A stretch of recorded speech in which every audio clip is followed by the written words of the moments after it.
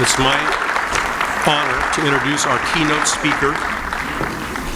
This man has done so much to support Californians and our 58 counties these past 3 years. Some of his many achievements included signing a historic $6 billion broadband infrastructure bill. Broadband is very important to me. In 2021, and that's going to connect millions of families and businesses, including $2 billion in direct funding for last mile network construction. Additionally, he has been on the forefront of the COVID-19 pandemic. I've always said the pandemic has put, whether you're right, left, wherever, you're going to put us in the middle, and we're getting it from both sides, aren't we not? COVID-19, working closely with counties to ensure we had the needed resources and flexibility to support our residents with testing, vaccinations, and more.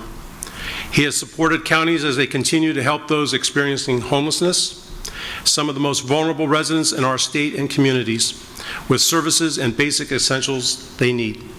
This man requires no introduction, and this is coming from a rural supervisor, Governor. But I did it anyway. Please join me in welcoming to the stage the Honorable Governor Newsom.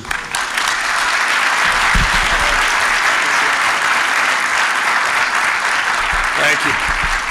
Well, good morning. I leaned over to Graham and said, "What the hell is this keynote thing? You guys just said, say a few remarks, and now I got to come up with a damn speech." But I'll spare you that, as I've spared you the last couple of years. I think this is actually the first time in over 2 years I've been in front of an audience, and it's a hell of a thing. So good morning. It's good to see real faces, scowls, not just smiles.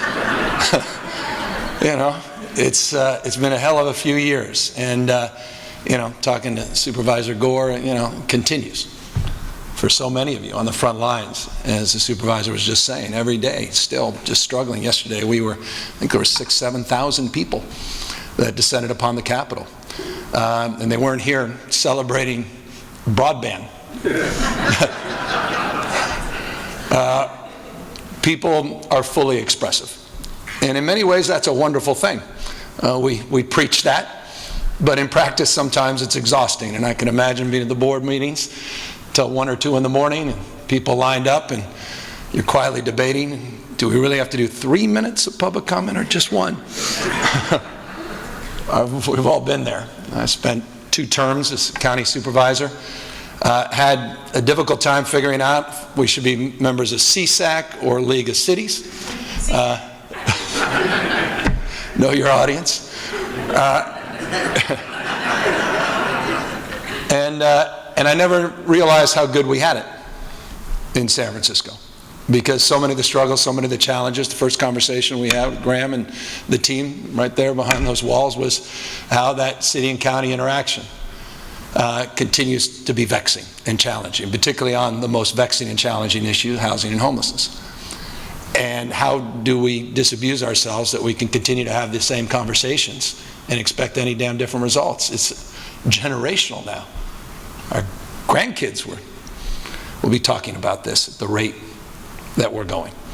And so it requires us, you know, as Graham said, to, you know, put aside not just our differences, but to acknowledge a little bit of humility, because it's humbling, the challenges that we're facing as a state, challenges obviously we're facing as a nation, because all of the struggles you're facing are being manifested certainly not only on the nightly news, but in states and state houses all across this country. So it's a hell of a time, and it's been a hell of a few years. That said, I'm really proud of the state, proud of you, proud of our resilience. We say often that a national vision is realized at the state level, a state vision is realized at the local level. Localism is determinative. At the end of the day, whatever the policies that we're preaching, you practice. You're in the how business. We're in the what and why business. You've got to deliver. You did it last year. 58,000 people. 58,000 people just in the last 18 months are off the streets because of the work you did, not the work we did. Home Key and Room Key, now national models, got 58,000 human beings off the streets in just the last 18 months. Now, you say that, and then you go, that can't be true. Things have never been worse. And in many respects, both things you got to hold in your hand. You say often, beginning of baseball season, in politics, one thing we don't get credit for is saves. Baseball, you get credit for saves. Not in politics. Just imagine a world where we didn't initiate an $846 million commitment, which you realized again at the local level, just on the home key model, where you procured 6,050 units in 5.5 months. I'll repeat that. This is unprecedented. In 5.5 months, we pulled into escrow together 6,050 permanent housing units for formerly homeless individuals in the state of California. 8,000 people were served just by that model within a calendar year. This year, we have already partnered together and not just identified, but brought into escrow an additional 3,000 units, all part of now a $5.8 billion commitment to you to continue this program. The days with respect of waiting 6, 7, 8 years, CEQA, lawsuits, CEQA, lawsuits, delays, NIMBYism for 6, 7, 846,000 a unit, as was the case in Los Angeles, for affordable housing, have to be challenged by a new paradigm. And you've advanced that through that room key and home key model. And that's something to be proud of, and I hope that's something. And I'll tell you, by the way, Supervisor, that's something rural California's been leading on. It's interesting. Some of the most innovative and progressive, not in a political sense, minded programs in this state have been initiated in parts of the state that few people would have ever imagined. In fact, some of the parts of the state that are slow on the uptake on this tend to be those big blue counties in California. I just think that's interesting. You're here. But it's not good enough. You know, the last count, and I find the PIT account kind of laughable because we've all been out there and sometimes it's raining and you want to go home a little early. Sometimes you got a big volunteer group that shows up, sometimes they don't, and the numbers always reflect that. But last year we had 161,000 people in that last count, 114,000 were unsheltered, 30,000 were severely mentally ill. We know the PIT count numbers are going to go back up this year when they all stack up and come back in. I was at Wood Encampment last Friday in Oakland. I had all my fancy department heads, or rather cabinet secretaries, they all showed up at the governor's mansion for what they thought was a little meeting, and we all got in a bus and we went down to Oakland. And we had a meeting walking through a 1-mile-long encampment. I'll repeat that, 1-mile-long encampment, the Wood encampment. Seen literally out of Mad Max. And if you think I'm exaggerating, full plumbing, wood-burning pizza ovens. I know it's 420 and you have Nikki coming up next. Full cultivation operation. It was a hell of a thing to see. And I thought I've seen a lot. I've been in many of your counties cleaning up encampments personally. I've never seen anything like this in my life. And that happened on our watch. Our watch. Not just my watch, your watch, our watch. There's an old line, society becomes how we behave. We are our behaviors. We own that. We own the people out in the streets and sidewalks. It's our responsibility. It's not Ronald Reagan's responsibility in some fictitious budget from 1967.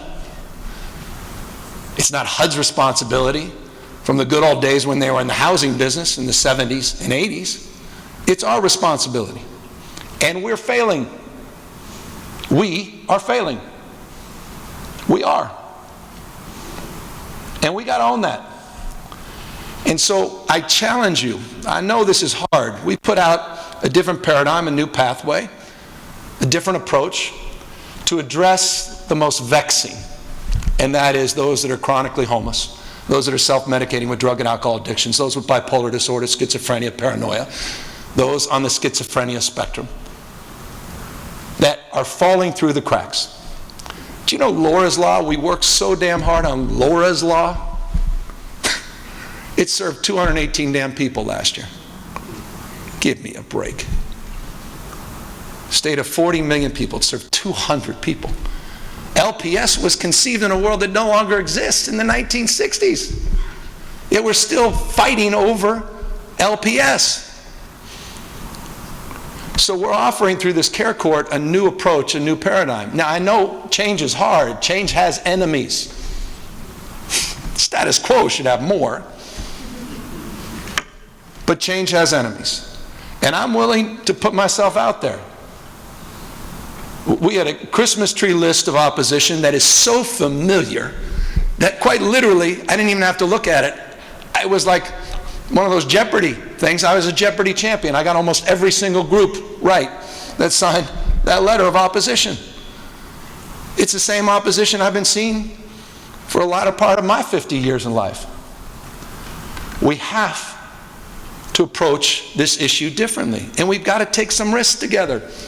Now, I know that's hard. As a former county supervisor, I understand that.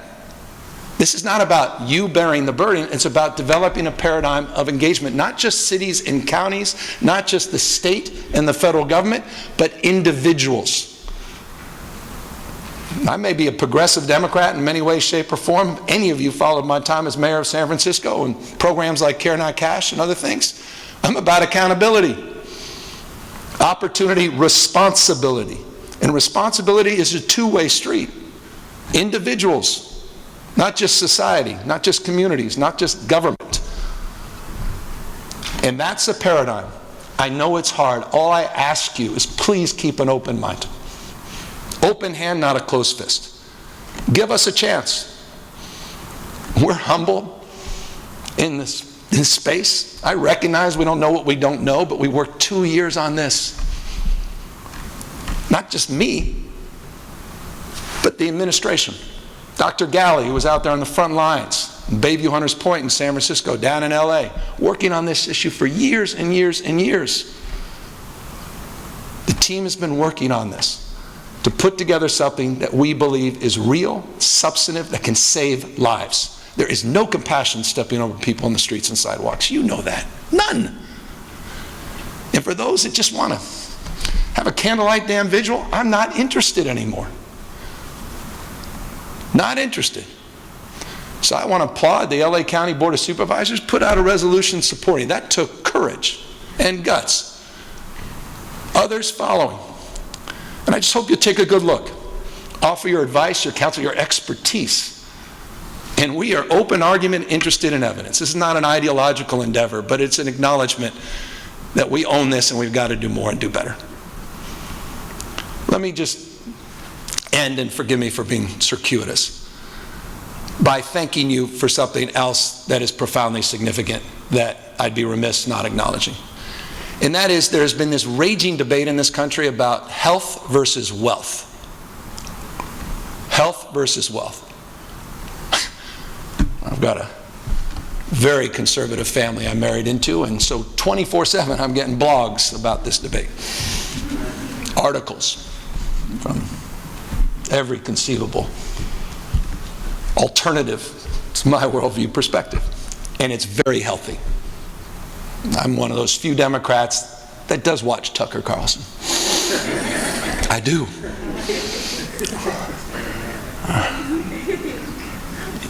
Even catch Laura Ingraham sometimes. I know. So I'm not just self-medicating with a glass of wine watching Rachel Maddow every night. So I appreciate this debate, and it's an interesting debate. And again, I just think it's interesting that the narrative, in many ways, has been won by the, I would argue, other side, not the California perspective. You lived the California perspective. And the partnerships with the state and the federal government, I want to tell you how you did. These are objective facts. There was a new, detailed report that just came out. Not the one that Stephen Moore, not the one that Steve Forbes put out, or Arthur Laffer. The three of them put out their version of the facts. and I know all three very well, and communicated my concern about their subjective analysis. But there's something that we broadly accept. Bobby Kennedy didn't. He argued against GDP, but it is something that's broadly accepted as it relates to looking through the paradigm of the prism of wealth creation. You all know this well, better than anybody. California remains the fifth largest economy in the world, and the new numbers came out in 2021, $3.36 trillion GDP, $3.36 trillion GDP. What was interesting, and for me more interestingly, was not front page of every newspaper, is California outperformed last year in wealth creation every other state in America except two. And with respect to New Hampshire and Tennessee, the GDP of both states combined is the 0.36 of our 3.36 billion. I exaggerate slightly, $81 billion GDP in New Hampshire, about 340 plus or minus in Tennessee. My point being, and you know this well, when you're already at this scale and size, to see growth at 7.8% last year is rather remarkable. The nation, a modest 5.7% growth. Texas, forgive me, lower than the national average. Florida, substantially lower than California. It's interesting, and you say, well, that's 2021. We're just catching up. We were a little behind. What about 2020 when you put all those damn mandates together? See those scowls coming back. Well, when we, not me, put together those health protections and measures in this state, the American economy contracted at 3.4%. That was 2020. Look it up. California, only 2.8%. California contracted at a more modest rate than the rest of the United States. Texas contracted at a much higher rate than the state of California. Florida, interestingly, tied at 2.8%. Florida, the freedom state. As long as you're not Disney or Twitter or anyone else they don't like, where that more coercive attitude comes in, my way or the highway. Forgive the editorial. It's an interesting fact, but that's just on the wealth side that we did as well or better than any other major state. How about on the health side? The new numbers just came in, 226 versus 342. 226 deaths per 100,000 in the state of California over the last 2 years related to COVID, 342 deaths per 100,000 in Florida related to COVID, 51% higher. If you value life, if your priority is health and life, there wasn't even comparison. It's not even interesting. But we also valued wealth. And I think that's important for us to celebrate. You did that. We found the right balance. It wasn't easy. It's not just Gore taking the heat and Fletcher and 2/3 of you in this paradigm. But it's something to be proud of. To the extent we care about life. Tens of thousands of people are alive today because of the approach you took. If we didn't take that approach, it'd be a very different paradigm. And I would argue economically we wouldn't have done as well. Now you're saying, well, what about unemployment? I hear you. But you also should note that 25% of America's jobs came out of the state of California in December. 25% of America's jobs came out of the state of California in December. 17% of all the jobs in the country, 1+ million jobs last year came out of the state of California. We are a flywheel. And you're feeling that. You see that every single day in your counties. And as a consequence, we're running the biggest surpluses of any state in American history. Back to back, $76 billion operating surplus last year. This year with the May revise, I don't want to get ahead of myself. I know this is off the record. But you're going to see a number not as substantial, but hell, a number I never thought I'd see in my lifetime. Paid down 100% of the debts we inherited during the previous administration. Bond rating, highest has been in 20 years. $19.7 billion we're paying down in pension obligations using the surplus. What state has ever used $20 billion of operating surplus to pay down long-term pension obligations. Our fiscal health has never been stronger. We statutorily can't even put any more money legally in our rainy day reserve because of these constraints, constitutional or otherwise, including the GAN limit.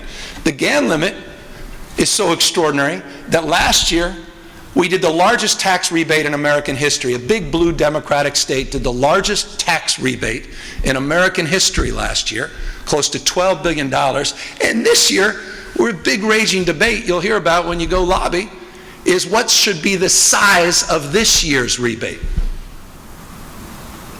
That's the debate. Should it just be $9 billion or $11 billion? That's a hell of a thing. That's California. Number one in factory jobs, number one in productivity, number one in global trade. 4 times as many patents came out of the state of California last year than Texas. 21% GDP in the 5 years prior to the pandemic. The fastest growing GDP of any Western democracy. That's your state.